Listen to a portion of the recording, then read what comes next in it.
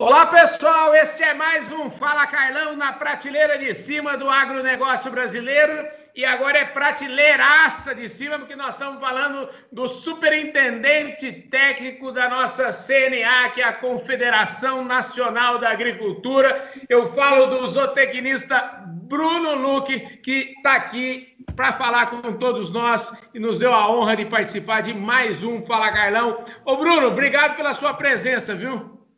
Olá, Carlão. É um prazer falar com você. Muito obrigado pelo convite. Pois é, eu já falei para o Bruno, ô Bruno, eu quero saber, vamos começar do começo, quero saber o seguinte, como é que é, o que vem a ser a CNA, essa Confederação Nacional da Agricultura, e o Bruno fez uma fotografia bastante elucidativa aqui. Ô Bruno, repete aí, fala para nós o que é a CNA, aonde que ela está presente, o que desemboca na CNA? Vamos lá. Bem, a CNA é uma entidade, né, sindical, né, do produtor rural. O público dela, por lei, pelo decreto que rege a CNA, é um público que tem pelo menos um funcionário, né, tendo um funcionário que já é público da CNA, o produtor rural que tem um funcionário, ou que tem acima de 2 módulos fiscais. Isso é mais um enquadramento institucional, né, caso os produtores queiram fazer parte de chapas de sindicato ou federação, porque, na verdade, a gente acaba atendendo todo mundo. Então, desses produtores enquadrados, nós temos quase 2 milhões em todo o Brasil, né, são 27 federações de agricultura e 1.900 sindicatos rurais espalhados no Brasil inteiro. Então, é um sistema que tem uma capilaridade muito forte, a gente consegue mobilizar o Brasil, entender quando há um problema, entender como é que está cada canto do país, para a gente tomar uma decisão rápida, e aqui em Brasília, né, a CNA fazer toda essa articulação com o governo federal, com o Congresso, né, e com entidades privadas também que compõem o setor. Então, a CNA fica em Brasília, né, como eu falei, aglomerando todas essas federações de agricultura e seus sindicatos, e dentro da CNA, a gente está organizado aqui na Superintendência Técnica, que eu coordeno, pelas comissões nacionais. As comissões nacionais são organizações que nós temos por temas, onde a gente coloca que é a voz do produtor aqui dentro da CNA, é onde as demandas chegam. Mas deixa eu te falar uma coisa, antes de você falar aí, você falou em 1.900 sindicatos, o Brasil deve ter, acho que são 5.500 municípios, não é isso? Exato. Então, praticamente, vamos dizer assim, a cada 2 municípios tem um sindicato, e são 27 estados, ou seja, na verdade, o interessante é que a CNA tem uma fotografia do Brasil muito precisa, né? Exatamente, Carlão. Tem sindicato que ele tem extensão de base. Então, às vezes, tem um município, mas ele cobre uma área de 5 a 6 municípios, né? Então, é isso que você falou. Ele tem uma capilaridade grande e tem uma radiografia da região. Então, esse sindicato ele vai conseguir trazer para a sua federação e, consequentemente, para a CNA, os problemas que estão ocorrendo naquela região. Nós vamos conseguir atuar, às vezes, com capacitações via Senar também, nessa região, através de treinamentos, assistência técnica. E isso nos ajuda muito. E no momento que nós temos que tomar uma decisão política, né, porque você tem aí uma visão de Brasil, né, aquilo que você vai passar para frente, aquele posicionamento, é um posicionamento que já foi bem discutido e bem representativo do ponto de vista nacional. Pois é, e a CNA tem uma diretoria, né, o seu João Martins, aliás, o seu João Martins, eu conheço o filho dele, já estive lá na fazenda dele, lá na Bahia, viu? Então, existe uma diretoria que tem um presidente, um vice-presidente, e são 5 diretores que representam as 5 regiões brasileiras, é isso? Exatamente. O doutor João Martins é o presidente hoje, é da Bahia, pecuarista na Bahia. O vice-presidente é o doutor Roberto Simões, de Minas Gerais. E aí nós temos 5 vice-presidentes, né, que compõem essa diretoria executiva, um de cada região do Brasil. Então, são 7 diretores, eles que tocam aí a CNA, né, toda a área técnica, toda a área administrativa, a área internacional, se reporta a essa diretoria. E aí, eu venho falando assim, eu quero que você fale, são 5 superintendências, não é isso? Repete aí quais são. É a superintendência técnica, a superintendência de relações internacionais, a superintendência administrativa, superintendência de comunicação e marketing, e aí nós temos uma assessoria jurídica e uma área de relações institucionais, né, que tem uma chefia, e a área sindical. Né, são 7 áreas, mais ou menos. Aí eu estava brincando aqui com o Bruno, pessoal, eu dizia o seguinte, ele falou assim, ó, internacional, comunicação, administrativo, jurídico. Aí eu falei, Quer dizer o seguinte, ele é da área técnica. Eu já percebi que os problemas todos estão com ele. Então, é com esse interlocutor. Vamos dizer que nós não temos monotonia aqui, né? Aqui não falta assunto, né? Problema é o que a gente mais tem. Mas a equipe é boa, né? São 30 pessoas aqui na Superintendência Técnica, né? 30 técnicos qualificados e bem motivados, que aí trabalha com todo o Brasil, com as federações, para a gente deixar o nosso agro aí cada vez mais competitivo. E, bom, agora nós chegamos. Então, agora vocês já entenderam, tem uma fotografia da CNA, você vê que, ó, lá o negócio é organizado. Mas a gente está falando com o Bruno aqui. O Bruno, então, vocês viram o superintendente técnico, lá é onde vai todos os problemas. E problema sempre tem aqui no Brasil, né, Bruno? Imagina, eu falei que desde que eu assumi em 2015, né, foi impeachment, carne fraca, né, agora o Covid-19. Então, assim, todo ano a gente tem aí uma crisezinha para resolver. Isso vai engrossando o couro, né, e cada vez a gente se organiza melhor para dar uma resposta nessa gestão de crise, né? Oh, maravilha. Ô, Bruno, você formou lá em Viçosa. Você é um rapaz jovem, novo, então, na verdade, é o seguinte, o povo só dá cruz pesada para quem pode carregar, né, Bruno? Não, mas a turma é boa aqui, a equipe é grande, né, e ajuda a gente bastante. Então, eu sou só o porta-voz, né? Na verdade, tem toda uma estrutura por trás aí que dá uma força grande para a gente tocar, né, toda essa atividade técnica aqui. Maravilha. Ô, Bruno, deixa eu te falar o seguinte, como é que está a organização, então, dessa sua superintendência técnica? São divididas em comissões? Me explica um pouquinho isso. Exatamente, né? Então, hoje, como é que a gente conversa com a base? Né? Através das comissões técnicas que nós temos na CNA. Essa comissão, ela tem um presidente, que é um produtor rural, né, que representa a região que mais produz, que é uma liderança local, que fala com propriedade dos problemas daquela cadeia, né? E cada estado indica, né, a palavra certa é indica um produtor para fazer parte, falar pelo seu estado. Então, por exemplo, eu tenho a Comissão Nacional de Pecuária de Corte. Essa comissão, né, o presidente é de Minas Gerais, é um pecuarista, e nós temos aí, em todo o estado brasileiro, a produção de pecuária de corte. Então, todo estado tem uma indicação de um produtor que nos ajuda a construir uma agenda para essa comissão. Além dela, a comissão de pecuária de leite, a comissão de aves e suínos, a de aquicultura, né? Essas são as da área animal. Temos na área agrícola, a comissão do café, cana-de-açúcar, fruticultura, hortaliça, silvicultura, a de grãos, que pega soja, milho, algodão, né? Todos os cereais, né? De uma maneira geral.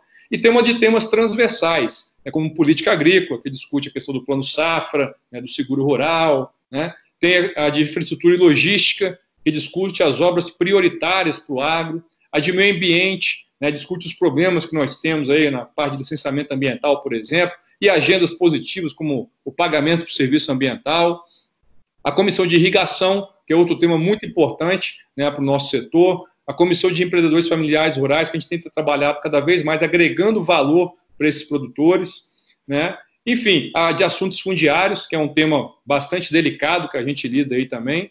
E tem os grupos técnicos. A diferença do grupo técnico para a comissão, quem coordena um grupo técnico é um técnico e não um presidente que é um produtor. Então, nós temos o grupo técnico de sanidade, né, de economia, um grupo das mulheres, né, e um grupo que trata de tecnologia, né, para o setor. Então, basicamente, essa é a estrutura, né, da superintendência técnica. Cada uma dessas comissões tem um presidente, tem um técnico, e todas as federações indicando aí para dar voz aos seus estados e a gente definir essa agenda em conjunto. Ô, Bruno, como diz um amigo meu que olhava para minhas viagens, falava assim, nossa, Carlão, eu canso só de ver você viajando, eu já fico cansado. Eu mais ou menos fiquei cansado aqui só de ver você falando tanta coisa que está na sua superintendência, viu? Ô, Bruno, deixa eu te falar o seguinte, o Brasil, às vezes, não desacorçou, não, assim, eu falo, outro dia eu estava nessa quarentena, eu tenho toda vez que eu tenho um tempinho, eu, às vezes escolho e dedico meia hora do meu tempo para ver alguma coisa que aconteceu no Brasil há 20 anos atrás, ou 25, e de vez em quando eu acabo assistindo um programa de televisão de 20 anos atrás, e essa semana passada eu estava assistindo um programa de televisão onde o povo estava falando da necessidade urgente de privatização, por exemplo, da Petrobras. E aí a gente está aqui 25 anos depois e a gente não conseguiu fazer isso. Quer dizer, a gente tem tanta coisa para fazer e no agro não é diferente, né? Há quantos anos a gente discute plano safra, seguro rural? Foi colocado algum tijolo nessa construção aí? Ou esse negócio entra ano e sai ano e a discussão é a mesma? Bem, Carlão, o nosso desejo era que andasse mais rápido, né? Tanto é que nosso presidente colocou assim, ó, esse ano eu quero uma proposta de um plano plurianual para o crédito rural brasileiro. E nós até sentamos com a consultoria da MB Agro, né, eles estão fazendo um trabalho para a gente, só que assim, deu a guinada, né? Na crise, então falou, nós temos que ser cirúrgico, né? Então, assim, ficou para o segundo semestre a gente discutir o plano plurianual falando do crédito. Mas, assim, fazendo uma análise mais minuciosa, a gente vê que tem evoluído algumas coisas. O seguro rural, por exemplo, é algo que é recente no país. Ele é de 2006, né? Vamos dizer, é recente, né, para problemas que demoram 25 anos, né? Então, assim, ele tem evoluído, né? A gente tem melhorado o orçamento, melhorado o produto. Ainda falta muita coisa para fazer. Mas se a gente pegar os últimos anos, realmente foi uma construção muito boa dos temas mais impactantes. E no caso do agro, né, no crédito rural, nós conseguimos, esse ano, a aprovação da Lei 13.986, que era a MP do agro. Não sei se você chegou a conhecer, foi um MP que foi discutido ano passado, para a gente melhorar um pouco esse ambiente de negócios, para atrair recurso externo. Não adianta trabalhar com recurso de governo, porque a gente sabe que o agro cresce muito mais que a condição do governo. Então, o que nós fizemos? Ano passado, no plano agrícola anterior, a gente apresentou uma série de propostas para reduzir burocracia, né, para melhorar a parte legal, para a gente atrair financiamento privado para o agro. E conseguimos, né? Essa lei ela mexe muito com a questão dos títulos do agronegócio, ela permite a emissão de títulos em moeda estrangeira, isso realmente vai trazer investimento até de outros países para financiar o agro brasileiro. Não é algo de imediato, né? A lei foi aprovada agora, mas já foi um grande passo. Então, acho que isso foi uma conquista que vale a pena a gente destacar. No caso desse plano safra agora, o que nós estamos fazendo diferente? A gente está atacando o spread bancário. Porque não adianta eu ficar aqui todo ano, saiu 200 bilhões para o agro, mas os juros continuam diferente da Selic. E vai continuar diferente, né? Nós tivemos aí uma queda da Selic brutal esse ano, basicamente a expectativa é fechar aí com 2,75 e a taxa do crédito rural está em 8. Então, se a gente não trabalhar a questão do spread, nunca a gente vai ter realmente a gente vai sempre manter esse descolamento do valor da Selic e da taxa do crédito. Então, a CNA fez um estudo aprofundado, apresentou isso para a ministra Tereza Cristina, para o Banco Central, e a gente tem convicção, né? A gente acredita muito que nesse ano a gente vai conseguir alterar esse spread, né, trazendo ele mais para a realidade que existe hoje na nossa agropecuária. Então, são realmente coisas que a gente gostaria que estivesse andando muito mais rápido, mas está andando. O importante é que não está parado, né? Realmente, nós da iniciativa privada, né, o nosso ritmo é bem diferente do que as coisas ocorrem no governo. Mas no Brasil, como a gente vinha colocando, né? Cada ano é um ano diferente, tem todo um contexto político que tinha anteriormente que atrapalhava essa evolução. Então, isso tudo agora a gente está meio que tentando se ajeitar para conseguir evoluir aí com a nossa agropecuária, principalmente na questão do crédito. Pois é, e a ministra já falou na mesma reunião lá atrás, ela falou, ninguém pode, o produtor rural não aguenta pagar 8% de juro. Mas parece que hoje nem 8% não é, né? 8% é o que é anunciado, né? Quando o produtor sai da agência, ele já sai lá com 15%, 16%, em alguns casos até mais. Porque em cima disso tem a taxa de análise de projeto, tem que pagar um projetista para fazer, né? Tem o registro em cartório, que o valor é exorbitante, né? Tem, às vezes, aquela velha reciprocidade, né, que alguns chamam de venda casada, que aí ele tem que comprar um título de capitalização, tem que comprar ali um seguro de vida, tem que comprar até plano odontológico, nós já identificamos aqui. Enfim, então o que era para sair, né, próximo ali aos 8%, né, vai sair com quase 16%, como eu falei, que são muitos penduricalhos que impedem esse produtor de ter um custo mais barato do crédito. Por outro lado, quer dizer, a única coisa de baratear mesmo é que a gente está falando de privado, quer dizer, o que baratearia isso é competição, né? O que faz as coisas, os preços irem para baixo é competição, né? E isso aí é um ponto interessante que você tocou, que nessa lei que a gente conseguiu aprovar agora, né, foi sancionada agora, da MP do Agro, ela abre, né, o crédito oficial para os bancos privados operacionalizarem. Né? Então, eu não vou ficar na mão dos bancos tradicionais, dos bancos oficiais. Eu consigo atrair outros bancos para participar desse financiamento. Então, esse é o desafio que a gente tem agora, né? Que esses bancos participem, realmente aumente a competição entre eles, e isso o beneficiado pode ser o produtor, né? Por agilidade, né, por possível taxas menores, é o que a gente espera, né, com essa lei.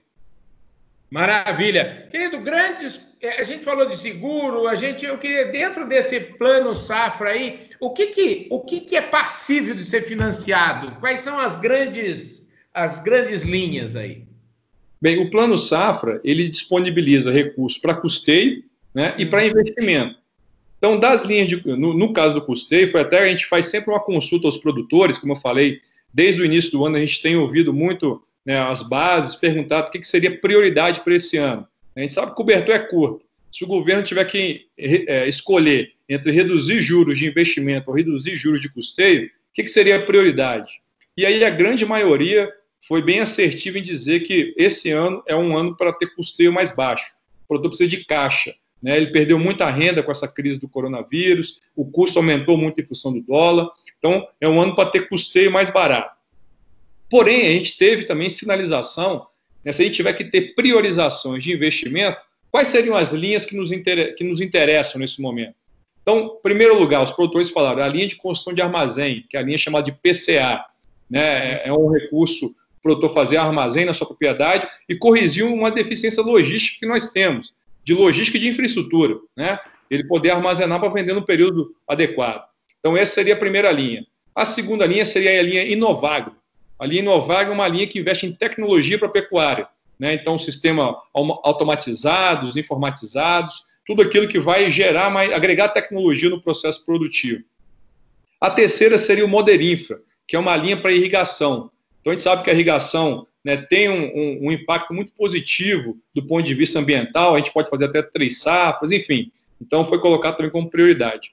E uma última linha é a linha ABC, né, que são inovações, são tecnologias de mitigação de carbono, seja plantio direto, como integração lavoura-pecuária-floresta, enfim, que os produtores também sinalizaram que teriam interesse nesse ano, se tivesse linha mais baixa, eles poderiam investir. Então, esse é o retrato que nós levamos para a ministra, né, de se caso tiver que ter priorização, primeiro o custeio, depois essas 4 linhas. Ô Bruno, para a gente fechar, o governo falou o seguinte, não tem mais dinheiro, não tem mais crédito rural, não existe mais esse dinheiro. A gente consegue entregar essas safras recorde de 200 e tantos milhões de toneladas de grãos, ou o produtor rural consegue ser desmamado do crédito rural? Vamos dizer assim, hoje o crédito rural, ele financia em torno aí de 35% a 37%, né, de toda a agropecuária brasileira. Nós temos aí 31% é recurso do próprio produtor, né, dinheiro dele, e o resto ele divide aí entre trades, né, revenda de insumo, que acaba fazendo um barter ali, financiando essa produção. Né? Então a gente teria... Melhor do que eu imaginava, então, já. Não, esse percentual ele vem caindo. Né, já chegou a ser muito mais. Então, hoje ele está em torno de 35% e a tendência é que caia mais. Por isso que a gente tem que fortalecer, né, esse mercado privado para que o produtor possa buscar outras fontes de financiamento, que não é só o governo. Né? Então, a gente tem certeza que vai caminhar para uma redução desse aporte governamental ou até se manter. Ele não vai acompanhar o crescimento do agro brasileiro. Né? E a gente espera que, nessa medida dessa redução, o seguro se fortaleça. É um seguro rural eficiente, a gente já conseguiu 1 bilhão para esse ano, que é um valor recorde, né? A ministra tem colocado aqui para o ano que vem, ela está tentando 1,5 bilhão. Então, se o produtor tem um seguro e esse seguro funciona, ele consegue ir no mercado privado, porque ele tem um lastro para buscar recursos. Então, isso ajuda também ele buscar financiamentos alternativos. Então, vai ter que ser feita uma transição, né? Não pode acabar de uma hora para outra, porque a gente tem muitos produtores que são dependentes ainda, né? E aí você tem muitos pequenos produtores que teriam dificuldade, né, de buscar esse crédito privado de investimento, talvez custeio até mais fácil, mas investimento é mais difícil. Né? Então a gente tem que preparar, né, todo esse ambiente, né, esse mercado, para fazer essa transição, que a gente sabe que vai ser inevitável. Né? Não tem condição, né, do governo, né, com o ambiente fiscal que ele tem, crescer a mesma taxa que a agropecuária brasileira cresce. Então, a gente tem que preparar para conseguir fazer isso de uma forma eficiente e captar esses recursos no mercado privado. Maravilha. Olha, eu me lembro de uma frase do Geomir Betting, saudoso jornalista de economia, que traduzia o economês bastante bom. A respeito de subsídio, ele tinha uma frase que era show de bola, que eu adorava. E ele dizia o seguinte, que subsídio é o seguinte: quem precisa não merece, e quem merece não precisa. É complicado, né? Mas ela, realmente, você tem uma fotografia bastante interessante, quer dizer, a tendência é realmente de redução, mas é preciso efetivamente cuidar ainda de muitos pequenos produtores que, principalmente na questão de investimento, não conseguem acessar ainda dinheiro suficiente, né? Exatamente. Até a questão dos títulos agora, as cooperativas vão estar entrando mais forte nisso, cooperativas, né, de produção. Então a gente enxerga também que elas podem captar recursos nesse mercado privado e aí financiar seus pequenos produtores, médios produtores. Então, isso é um processo em construção, né? Eu acho que vai crescer muito daqui para frente. Maravilha. Ô, Bruno, super obrigado pela sua participação aqui no Fala Carlão, viu? O Fala Carlão está sempre às suas ordens, viu? Carlão, foi um prazer. Espero estar aí mais vezes com você para a gente bater esse papo bom. Muito obrigado. Maravilha. Eu quero aproveitar, já que eu vou aproveitar esse assunto aqui, quero mandar um forte abraço para meu amigo Roberto França, que é diretor de agronegócio lá do Bradesco. Olha, Roberto, você disse que está com apetite para emprestar. Olha só aí, prepara a máquina aí que o produtor rural vai precisar de muito dinheiro, hein? Obrigado, viu, Bruno? Grande abraço, Carlão.